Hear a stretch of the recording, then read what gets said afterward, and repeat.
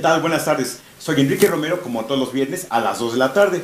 Ya lo saben ustedes, en mi segunda casa, www.proyectateradio.com. Y precisamente esta es la dirección en la que ustedes pueden escucharnos. Y todavía en forma más interesante, en esa dirección está el chat para que puedan ustedes participar con nosotros.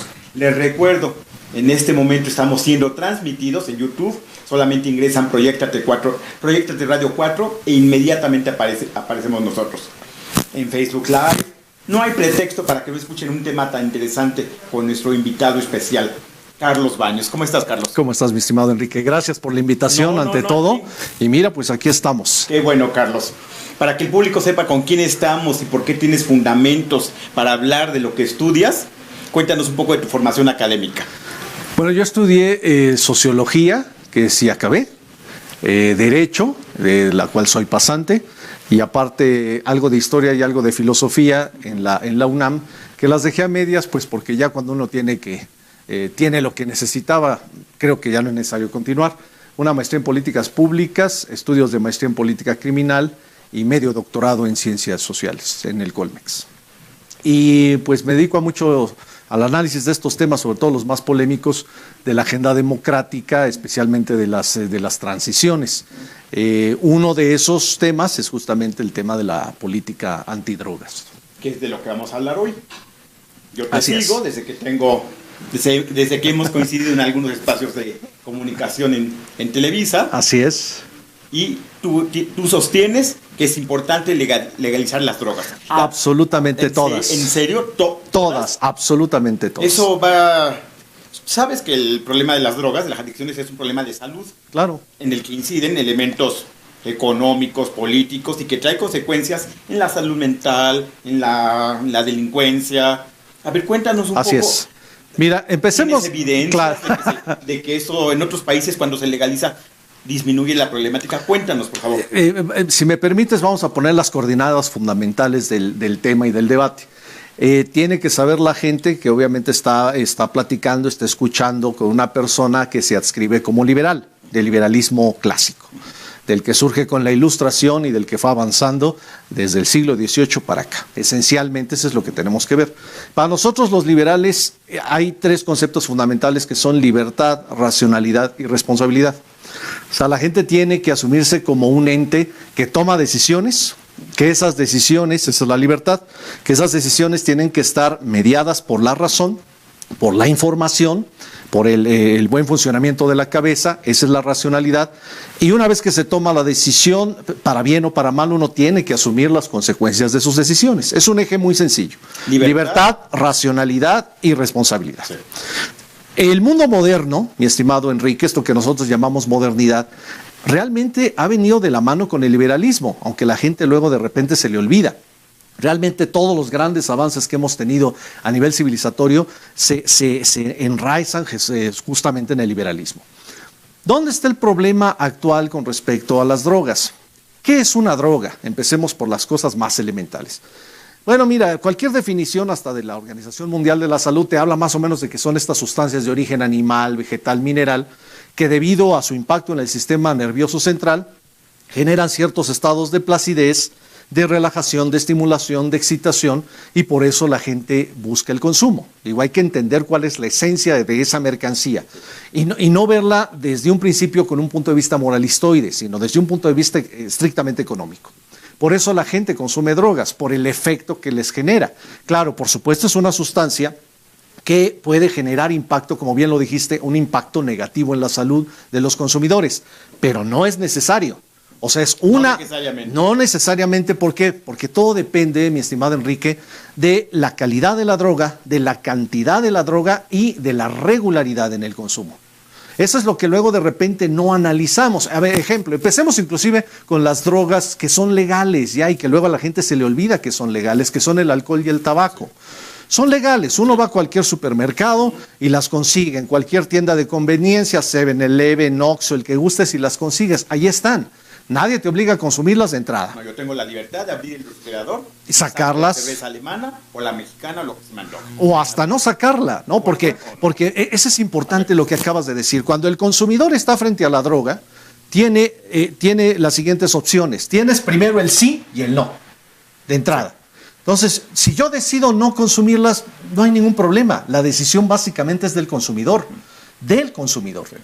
Decido no consumirla, ya resolucioné mi problema. Ahora, si yo quiero sentir ese efecto gozoso, estimulante, relajante, etcétera, y decido por el sí, también tengo opciones.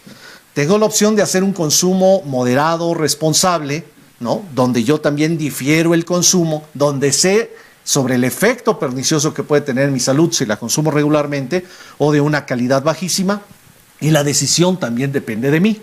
Entonces, volvamos al asunto del alcohol y del tabaco para que nuestros amigos del auditorio sepan cómo esto lo único que hay que hacer es trasladarlo a las otras drogas. Entonces, yo llego a cualquier tienda de conveniencia, a cualquier supermercado y tomo un whisky, que a mí me fascina el whisky, dicho sea de paso, un tequilita, me lo llevo a mi casa, se supone que es de buena calidad, en teoría, ya ha pasado medidas sanitarias, ya ha pasado por medidas hacendarias, ya tiene su sellito de aprobación, y entonces mi comportamiento frente a esa botella de whisky tiene que ver mucho con que si ese whisky me va a generar o no daño.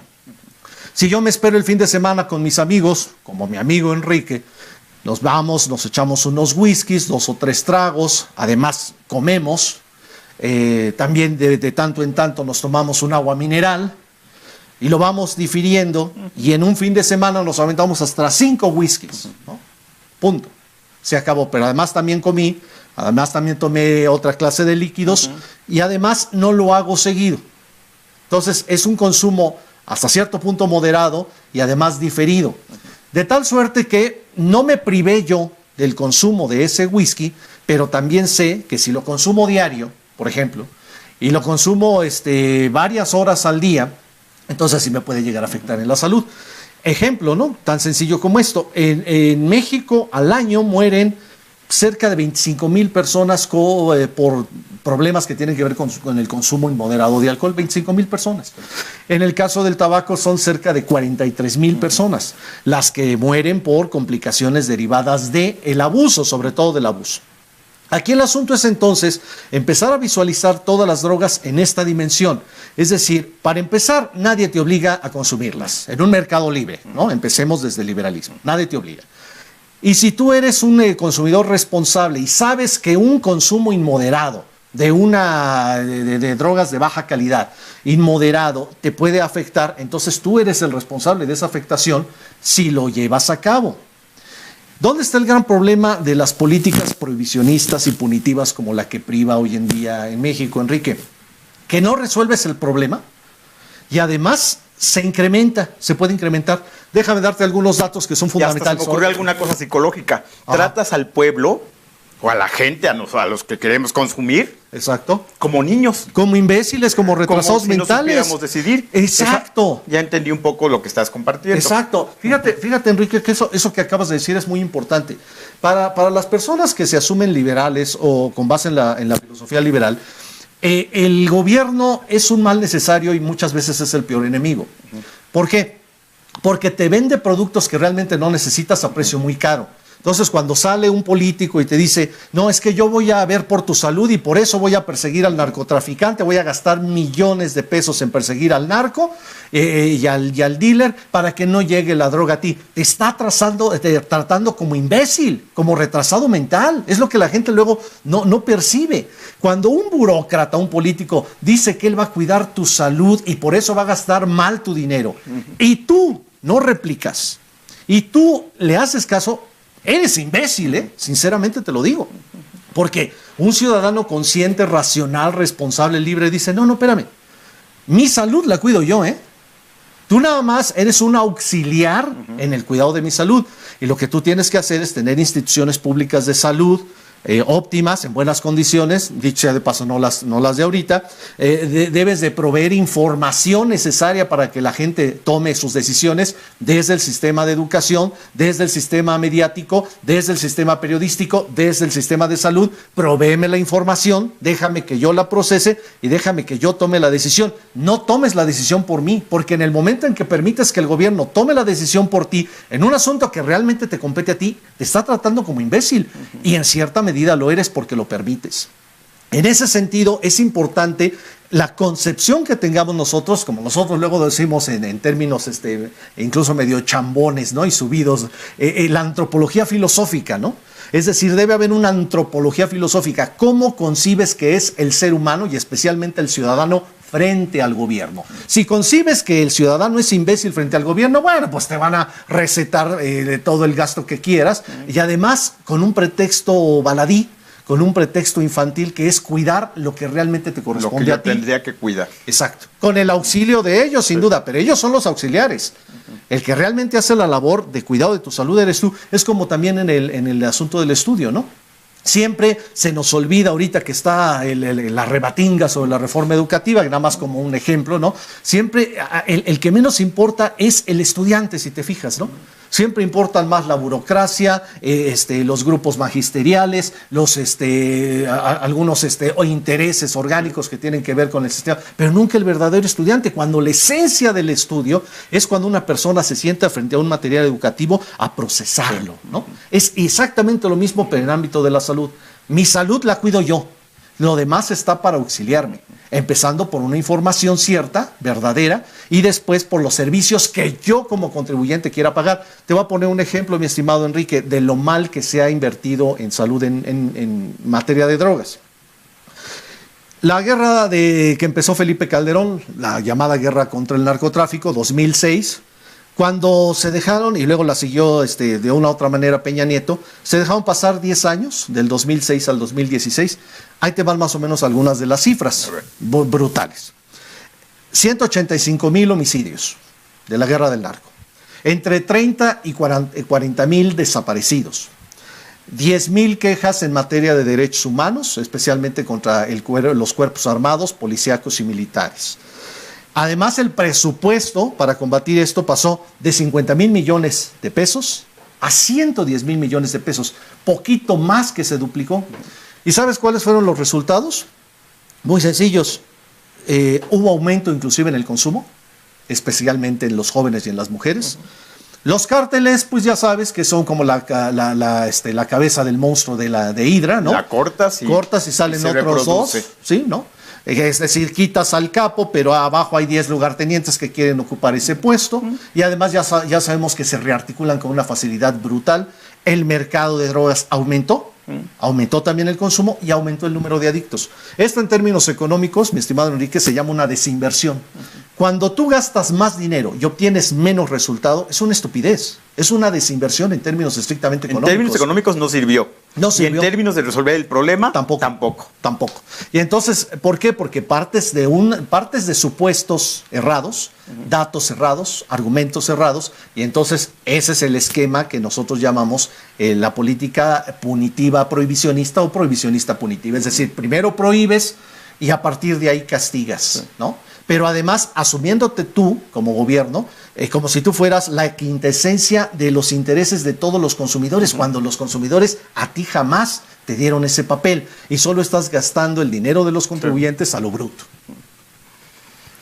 También escribes, ya veo algunos comentarios en el chat, pero ahorita vamos con ellos, también escribes que uno es libre, es lo que está sosteniendo, de consumir o no consumir. Así es.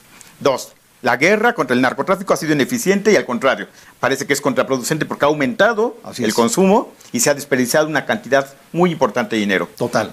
Pero ya tenemos un problema de una gran cantidad de personas adictas que el sistema gubernamental los rehabilita. Tú has señalado en lo que yo te leo en Facebook, que ahorita nos darás la forma de contactarte, que el Estado no tendría por qué estar gastando dinero en la rehabilitación de esas personas. Muy bien, excelente pregunta. 1. El problema ya está. Ahí te va. No todos los consumidores son adictos. Y no todos los adictos son consumidores. Fíjate qué simpático. Es decir, explícame un poco. ¿Cómo sabemos la diferencia entre lo que es un consumidor y un adicto? Sí. Hay consumidores que son de vez en cuando, ocasionales se les llama, de bajas cantidades. no van a generar adicción. Adicción es cuando ya generas una dependencia de esa sustancia y además cada vez necesitas más sustancia para que te dé el mismo efecto o menor. Esa es un poco la definición de un adicto. Entonces, inclusive vete en el caso de volvemos al tabaco y al alcohol. Hay personas que beben, inclusive beben con cierta habituación, habitualmente los fines de semana, las fiestas de la familia, etcétera, etcétera, pero no generan una dependencia al alcohol. Lo pueden dejar en cualquier momento o inclusive ellos solos lo difieren, ¿no? O lo dejan de consumir una temporada. Ellos no son alcohólicos, no son adictos, no han generado esta dependencia a la sustancia. Así también pasa con el tabaco, con la marihuana menos, es la menos adictiva y sobre todo con las químicas, ¿no? Todo lo que es la morfina, la cocaína y todas las demás. Las químicas son las que más dependencia generan. Ahora, ¿dónde está el asunto? Que no todos los consumidores son adictos. El adicto es el que ya generó esta dependencia a la sustancia. ¿Vamos de acuerdo? Ahora, adicción tiene que ver con dependencia. Con dependencia. Con dependencia a la sustancia y además a veces con el incremento para obtener lo que ya dijimos, el placer conseguido. Exacto. Esa es una persona adicta. Entonces, no todos los consumidores son adictos de entrada. ¿Vamos?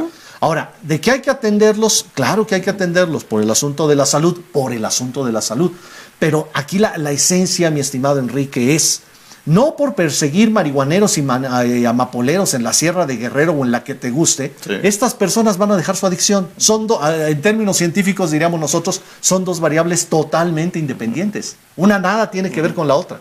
Entonces, si quieres atender a la persona que tiene adicción, y eso, fíjate que a mí me encanta platicar contigo cuando son temas que tienen que ver con la mente y la conducta, ¿no? Tienes que irte a la esencia de la adicción. Y en parte de la esencia de la adicción hay un problema traumatogénico. Hay un asunto que tiene que ver mucho con ciertas carencias psicoafectivas. Y entonces la atención al adicto nada tiene que ver con la persecución del que comercia la droga. Nada tiene que ver. Porque además, dicho sea de paso, de todas maneras la va a conseguir. Legal o no legal. Pero si es legal, es mejor, porque vas a tener mayor control sobre el proceso de producción, distribución y consumo. Y eso a ti también te beneficia como gobierno y como sociedad, porque ya con mayor información, con mayor registro, tienes mayores estadísticas y los estudios son más certeros. Porque ahorita gran parte de los estudios, Enrique, son palos de ciego, son tonterías. Son especulaciones. Y entonces, ¿vamos a atender al adicto? Sí. ¿Y cómo atendemos al adicto?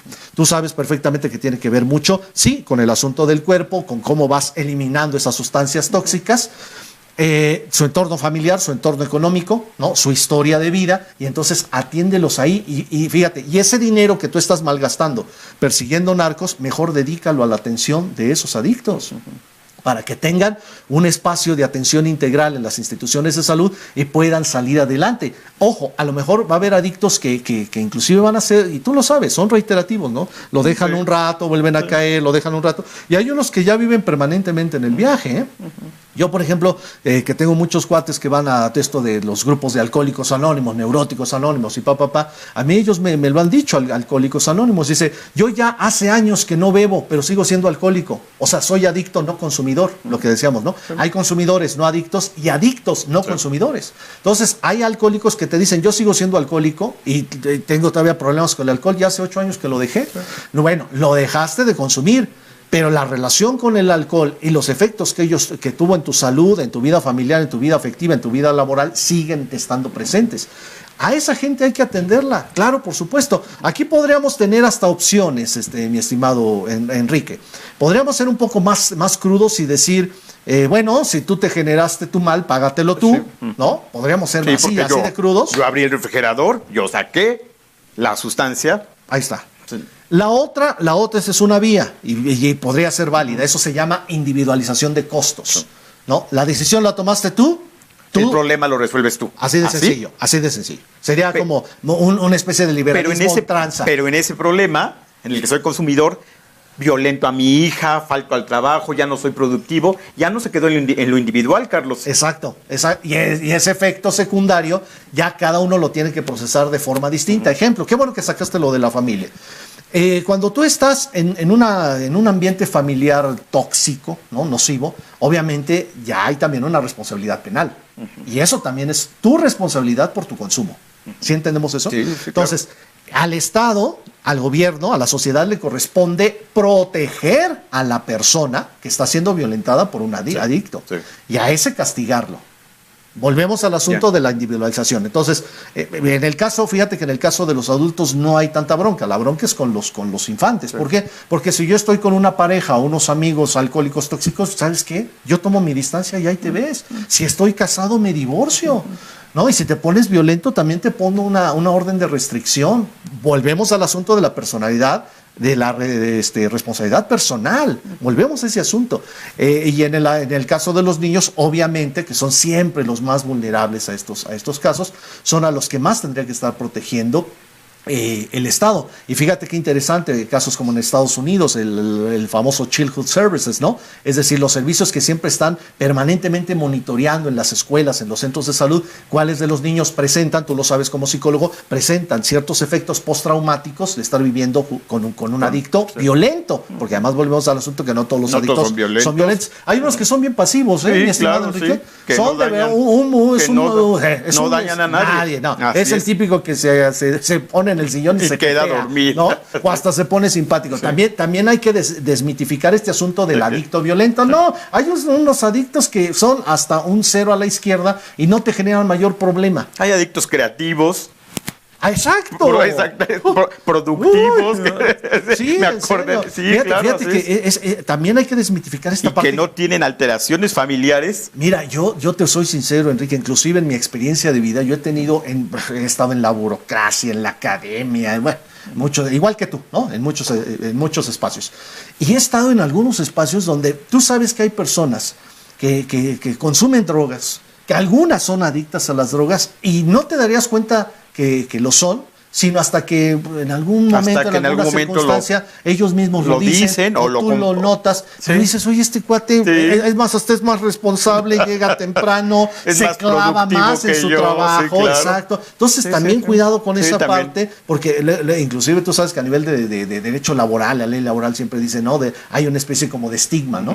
Bueno, se puede correr al trabajador si llega alcoholizado o con sustancias psicotrópicas que no han sido recetadas por el médico, bla, bla, bla, bla, bla. Cuando tú dices, híjole, espérame, ¿no? Digo, yo luego lo digo hasta en plan de broma, pero en broma y en serio. ¿Ustedes saben cómo se dan valor los albañiles cuando echan un colado? No. Pues muchas veces metiéndole al pulque y a la marihuana, porque hacer un colado es pesadísimo. Pesadísimo, porque si no lo haces rápido, tienes que ir subiendo y bajando, subiendo y bajando, subiendo y bajando, para echar justamente el mortero, el cemento, por si no se te seca. Y entonces son retaílas brutales, ¿no? De bajar por el bote, subirlo, bajar por el bote, subirlo. ¿Cómo crees que aguantan eso? ¿Cómo crees, por ejemplo, que aguantan luego los camioneros que se avientan desde Mérida, Ensenada, y el pilón como si nada, ¿no? Como diría la célebre publicidad vieja. ¿Tú crees que es nada más así con cafecito, no? Por supuesto que no. ¿Y eso quién lo ve? ¿Quién lo dice? ¿Quién lo regula? ¿Quién lo sanciona? Se echan su pasta. Se sabe perfectamente que se necesita. Lo he oído hasta en el ambiente médico, Carlos. Mis colegas médicos, mis amigos médicos me han dicho. Claro. ¿Cómo vamos a aguantar, Enrique, este sistema de formación y de jornada laboral de horas, de 3 días seguidos? Y tus operaciones de 18 horas, ¿no? Sí, claro, me han dicho. Eso es también lo que hay que... ¿Cómo le digo a mi amigo? Y lo consumimos y se consigue enfrente de la facultad, ¿no? Porque pues evidentemente saben que hay ahí. Y que no te salgan que es con un Red Bull, ¿no? No, por favor. No. Ya. Me han ido quitando la ingenuidad mis amigos médicos. Exacto, por eso hay que desmitificar también este asunto de que el consumidor no necesariamente es adicto y el adicto no necesariamente es violento o irresponsable. No, pues estoy pensando en esto. Los amigos médicos que me han dicho esto no matan a sus pacientes que están operando. Eso. Son eficientes, hacen un buen trabajo. Así es. Y son jornadas extenuantes. Y ojo, podríamos irnos incluso también con nuestras Fuerzas Armadas y con los policías, ¿no? Eso es algo que la gente tiene que pensar. A ver, cuando tú mandas un regimiento a la Sierra Madre del Sur, que además tienes que estar a las vivas. O sea, ¿cómo se van a envalentonar? ¿Cómo van a tolerar el estrés, el cansancio? Exactamente. Bueno, está muy interesante esto, Carlos. Veo ya preguntas en el chat. Vamos a hacer un corte. Perfecto. Mientras las leemos y estamos listos para contestar. Venga. Soy Enrique Romero, como todos los viernes a las 2 de la tarde. Regresamos rápidamente con Carlos Baños. Gracias.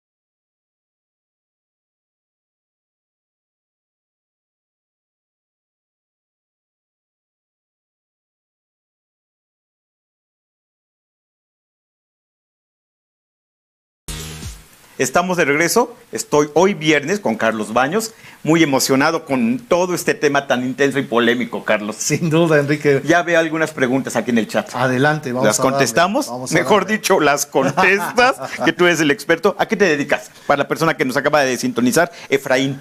Bien, bueno, yo soy académico de la UAM Xochimilco, de la UPN Ajusco. También soy editor de un diario digital y asesor político. Y también vendo tortas. Ahora sí que tenemos que ser todo. Pues sí, así le hacemos. Esencialmente académico, asesor político y periodista. Perfecto. Adriana, ¿el asunto de las drogas en algún momento va a acabar? Nunca, nunca. Les recomiendo a todos nuestros amigos, volvemos al asunto del liberalismo. Hay un libro, ¿se pueden decir malas palabras acá, no, verdad? Sí. Solo costos no. De tus cursos Okay, que no, des o algo. No te preocupes. Hay un libro, es que a mí me gusta decirlo, cuando algo está muy bueno, digo que está de putísima madre. Hay un libro de putísima madre que les recomiendo, que es La historia general de las drogas, de Antonio Escotado, un español, un liberal brutal, todavía vive, ya muy grande, pero muy lúcido. La historia general de las drogas es un tabicote acá, así enorme, que es de 1989, si mal no recuerdo, está en Espasacalpe, si les interesa. Es un libro, es una de las mejores investigaciones históricas sobre la presencia de las drogas a lo largo de la historia de la humanidad, inclusive desde el Paleolítico. Hasta llegar a nuestros tiempos. Es un libro de verdad, de lectura obligatoria para las personas que se interesen en el tema. Son sustancias que siempre van a estar ahí, por lo que decíamos justo en un principio, Enrique. Están en las plantas, claro. Nos han acompañado a lo largo de la historia de la humanidad. Y fíjate que inclusive en términos griegos, la misma palabra que se utiliza para veneno, también se utiliza para medicina y para droga, que es fármacon. Es impresionante. Entonces, ¿por qué? Porque los griegos sabían justamente que muchas veces es la misma sustancia y lo único que cambia para que mate o te haga sentir bien es la cantidad y la regularidad en el consumo. Es justamente, incluso también es el mismo principio que se utiliza en la homeopatía. Es el mismo. La misma sustancia que te puede matar también te puede salvar. Y gran parte de la historia de la farmacopea y de la medicina tiene que ver con eso, ¿no? El arsénico se ha utilizado para matar, pero también para curar. El mercurio se ha utilizado para matar, pero también para curar. Y y eso es un poquito de lo que habla Antonio Escotado en su obra. Entonces, no, siempre van a estar presentes y por lo mismo, respondiendo a nuestra amiga, por lo mismo, si siempre van a estar presentes, tengamos entonces una relación racional y civilizada con ellas. La historia de las drogas. Historia general de las drogas de Antonio Escotado en Editoriales Espasacalpe.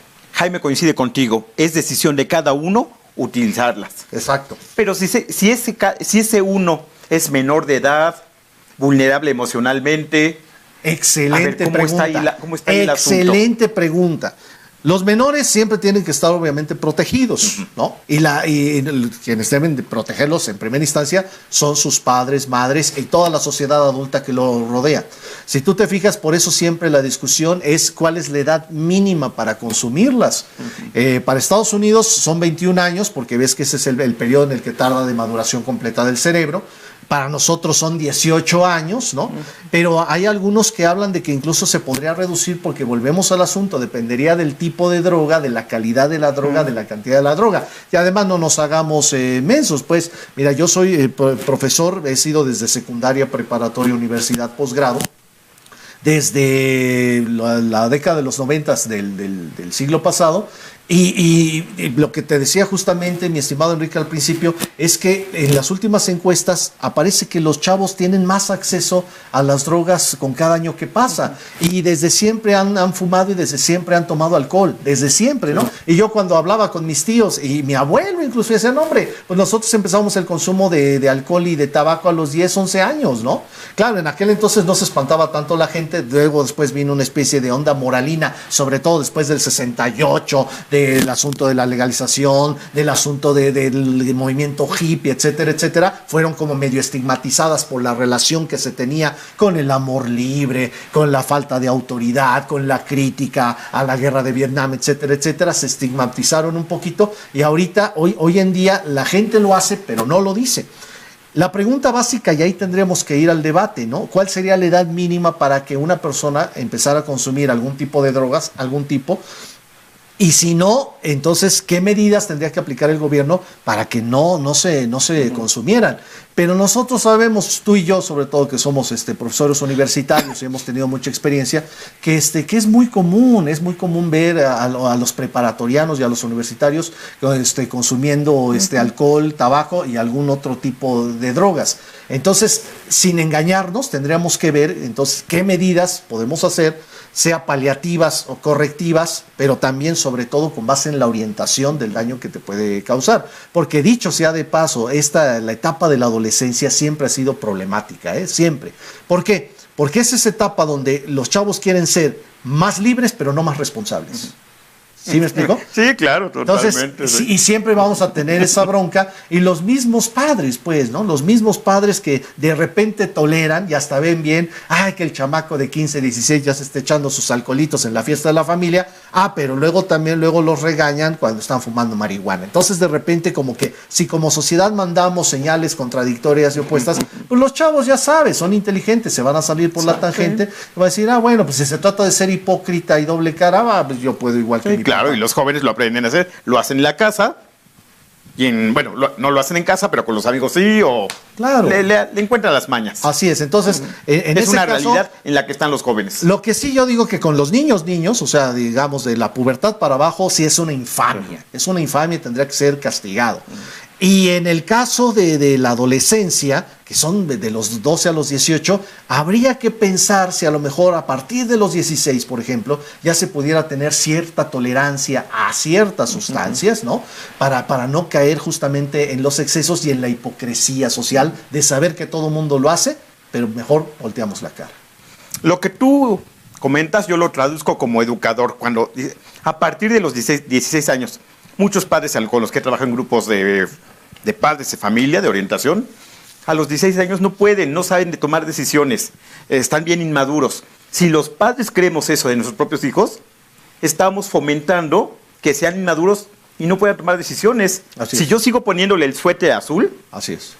Él no va a saber si puede escoger el marrón, el amarillo o el azul. Exactamente. Aquí hay una situación entonces en el que no son responsables porque el sistema de adultos no lo está haciendo, no lo está permitiendo. Así es. Ya lo entendí en micro, lo que tú dijiste en macro. El gobierno, al estar persiguiendo, no está permitiendo, está tratando al pueblo, en este caso, no al hijo, bueno, a los hijos en el pueblo, claro, como imbéciles, dijiste tú, como inmaduros que no pueden tomar sus propias decisiones. Y además, imagínate, ¿quién me garantiza que un burócrata, un político las puede tomar mejor que yo? Y fíjate que lo que acabas de decir es muy interesante. La adolescencia siempre va a ser una bronca en ese sentido. Volvemos al caso. Esta confluencia entre libertad y responsabilidad de por sí es complicada en los adultos, más en los adolescentes. Sí. ¿Por qué? Porque además sabemos que la adolescencia es también una edad de contentillo.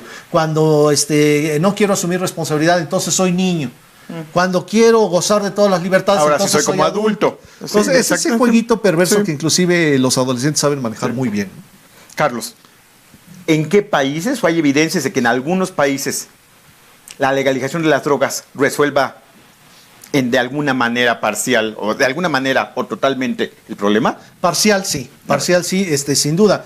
Mira, como yo te comentaba en el corte, aún en una sociedad muy avanzada, muy progresista, con una buena regulación, siempre va a haber personas que van a utilizar las drogas para hacerse daño, para hacerle daños a otros, y aún con la mejor sociedad vas a tener personas que van a morir hasta del paso. Eso es inevitable. Y ante lo inevitable, pues tampoco hay que luchar demasiado, ¿no? Tampoco hay que engañarnos. Pero sí hay evidencia de que cuando se hace una regulación inteligente de las drogas, al menos bajan índices de violencia y al menos se puede atender mejor a la población. Pues ese al menos para mí sonó esperanzador. Sí, claro. Que se reduzca la violencia. Sí. Tenemos el caso en Estados Unidos, varios estados, ya lo sabemos, y cada vez van aumentando más los estados que se suman a la legalización de la marihuana, incluso ya abiertamente con fines lúdicos, ¿no? En el caso de Holanda, en el caso de Portugal, recientemente en el caso de Uruguay, y además en otras, por ejemplo, en el caso de Alemania, en el caso de España y en el caso de Inglaterra, que inclusive, fíjate que lo que tenemos ahí es que, aunque son medidas todavía medio punitivas a la antigüita, lo que hace el gobierno es más bien mantener de modo informal zonas de tolerancia, un poco como en el caso del sexoservicio, ¿no? O sea, va a haber ciertas zonas donde el gobierno sabe que se da, pero mientras no salga de esas zonas, lo permite. Y incluso el caso de Holanda, sabemos que hay no solo las famosas coffee shops, que eso es lo mínimo, ¿no? Sí. Sino los parques para los arponazos, ¿no? Donde la gente puede ir a inyectarse su droga de forma tranquila, de forma custodiada, y si mientras no salga de un cierto perímetro y no molestes al vecino, no hay mayor problema. Y lo que les preocupa más bien es que las personas que se meten heroína utilicen jeringas antisépticas, que no las estén reciclando, que no se vayan a contaminar con VIH-Sida. Es otra la preocupación, ya no tanto que te drogues, sino que te drogues con cierta seguridad para ti mismo, como una persona consumidora, y que no generes efectos perniciosos a los demás. O está también esta clase de programas como en Inglaterra, donde hay chavos que son adictos y que pueden ser incluso problemáticos, y ellos mismos aceptan salirse de los hogares, pero el gobierno les provee espacios, ¿no? Para que puedan llevar su vida, entre comillas, normal, sin afectar a las familias. Y de vez en cuando inclusive se reúnen con las familias, aunque sea para desayunar, para comer, y después se retiran, porque saben que la presencia de ellos en los hogares puede ser problemática. Bueno, con esta clase de medidas, por supuesto, ¿qué es lo que se ha atacado? Bueno, primero, que no haya tanto crimen organizado al respecto, porque si hay una cosa que alimenta al crimen organizado es justamente la prohibición. Aquí hay que hacer, remito otra vez a grandes liberales como Milton Friedman, como Antonio Escotado, como Thomas Sass, que dicen, la prohibición lo único que genera es mercado negro, y el mercado negro lo va a tomar casi siempre un grupo criminal, así de sencillo. Entonces, tú prohíbes, la prohibición no va a afectar para nada en el consumidor porque se va a seguir consumiendo. Sí, la prohibición no reduce el deseo. Nada. Así, en términos de educación infantil, la prohibición no reduce el deseo. Me encantó tu frase. Aquí es que la uso en las clases de orientación a los padres. Excelente. Cuando se prohíbe el Xbox o lo que cada quien tenga en sus posibilidades económicas, no resulta. Me encanta. Cuando he tenido pacientes, Carlos, que cuando se le prohibió Internet, mi paciente es tan hábil que descubrió el módem del vecino y se ponía su celular a donde llegaba la señal. ¡Claro! O sea, la prohibición no sirvió de nada. Excelente. Fíjate que en eso, por eso me encanta luego platicar contigo, porque hay cosas que tenemos muy claras tú y yo. La prohibición nunca reduce el deseo y al contrario, en mi caso ya, en el caso de las drogas, genera mercados negros que siempre van a ser controlados por grupos criminales. Por criminales. Entonces, ¿vas a reducir el asunto de salud pública? No. Y no solo no lo vas a reducir, además vas a generar grupos de la criminalidad. Podríamos conectar lo que tú dices con esto. Lo van a manejar grupos criminales que se aprovechan de las familias disfuncionales.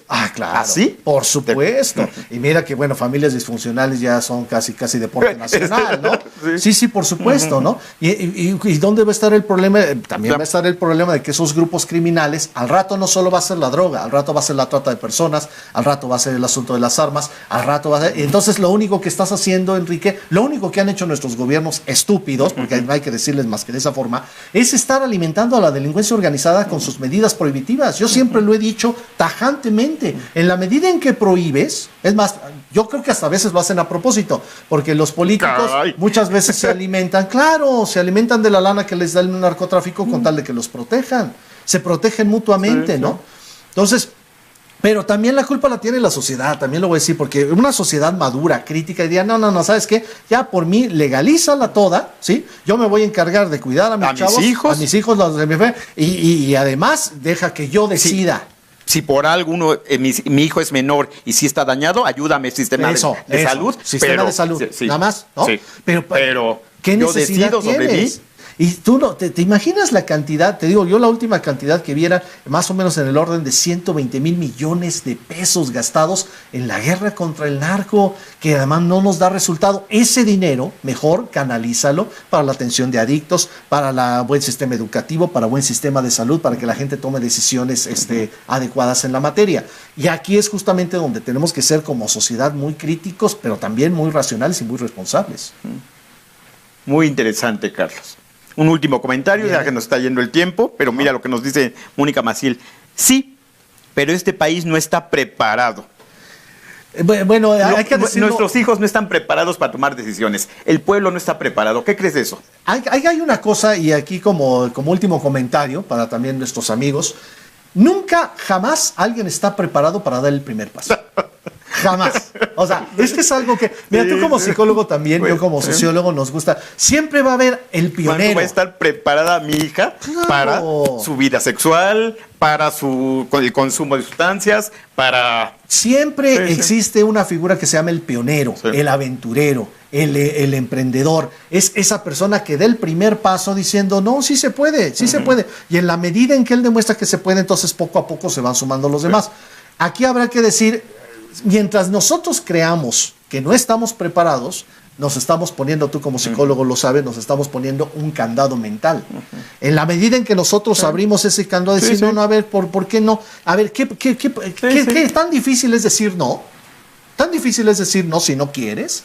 ¿O tan difícil es decir hasta aquí? Fíjate que yo siempre les he dicho a todos mis cuates, alumnos, que la esencia siempre está en decir sí, no, y cuando dices sí, hasta aquí. Entonces, ¿quieres marihuana? ¿Quieres cocaína? No. Ya se acabó. No, tajante. Por si no la quiero, no. Ahora, yo te puedo decir... Y eso se consigue con seguridad, claro, así con capacidad de decir. O igual en el alcohol. Aquí. En el alcohol, que es la droga legal. Quien no ha estado en una fiesta de me aviento una cubita, sí, cómo no. Y también te pones a bailar y la botana y todo. Te avientas otra, sí, cómo no. Te avientas la tercera, no. Hasta aquí. Oye, no, pero que no seas... Hasta aquí, dije. Hasta aquí. ¿Me explico? Porque la decisión es mía. Digo, ¿es tan complicado pensar así? Yo digo que no. Ya bien, Carlos, ya, ¿no? Pues ya lo seguirá para mucho más temas. Y tienes que regresar, Carlos, porque también en esta situación también estamos con las situaciones sexuales en este país. El servicio también estamos donde... Hay países donde está en ciertas zonas, recuerdo en Barcelona, en ciertas zonas, claro, se sabe lo que pasa en cierta zona. Y ya, pero el resto de la sociedad funciona bien, solamente en ese lugar. Luego entonces me invitas para un programa que ahora no sea de drogas, sino de sexoservicio y servicios sexuales en general. Servicios sexuales, de la legalidad. Sí, claro, y por qué funcionan o por cómo debería manejarse. En forma no infantil, sino madura. Claro. Según lo que tú sostienes. Carlos, gracias por haber estado. Pues muchísimas gracias a ustedes. Felicidades por tu programa. Te damos seguimiento y sobre todo a la empresa que nos recibe. Muchas gracias. Esta empresa te va a recibir cuando tú lo necesites. Gracias. Y lo quieras. Soy Enrique Romero. Nos vemos y nos escuchamos la semana siguiente en punto de las 2 de la tarde en mi programa Inseparable Radio. Que la pasen bien. Hasta luego.